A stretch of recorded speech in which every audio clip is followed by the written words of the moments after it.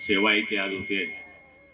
या कार्यक्रमाला लालचंद भाऊ असतील, विश्वनाथ भाऊ असतील, विष्णू भाऊ असतील, पिंटू शेठ असतील, मामा असतील, चेतन भाऊ असतील, ज्यांनी जागा दिली ते आमचे चौधरी दादा असतील, गावाचे सगळे ग्रामस्थ असतील, आमच्या लाडक्या बहिणी असतील, सगळे महाराज असतील। चांगलं एक देवस्थान या ठिकाणी आपल्या भागामध्ये आहे। मागच्या काळामध्ये त्या देवस्थानाला दर्जा देण्यात आला होता तीर्थक्षेत्राचा। माझा गैरसमज असा झाला होता की नाथपंथी मंदिर एक पेटवर आहे, तिथे आपण पैसे दिले, पुन्हा पुन्हा हे कसे काय पैसे मागता आपल्याकडे, माझ्याकडे लक्षात आलं नव्हतं। पण सगळ्यांनी लक्षात आणून दिल्यामुळे येत्या मार्चमध्ये आपण इथे सुद्धा मंदिराला 100% पैसे देऊ एवढं वचन मी आपल्याला या ठिकाणी देतो। आणि ही सेवा अशीच अविरत सुरू ठेवावी, कारण की हे धर्म कार्य आहे। सध्या जो धर्माबरोबर राहील तोच जिवंत राहील, जो धर्माच्या विरुद्ध राहील त्याचं काही खरं नाही आहे।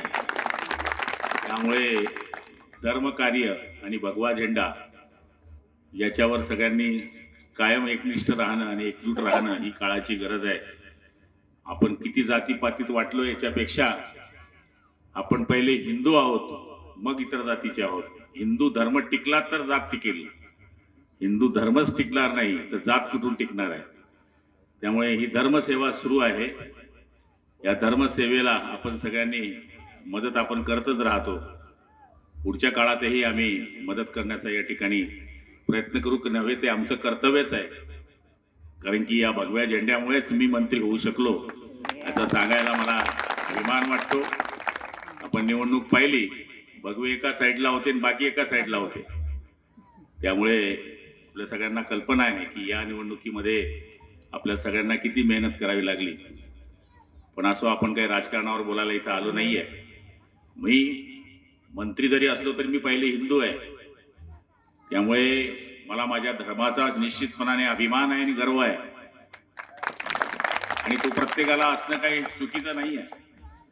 त्यामुळे निश्चितपणाने आजच्या या कार्याला आपण सगळेजणांनी सहकार्य केलेलं आहे।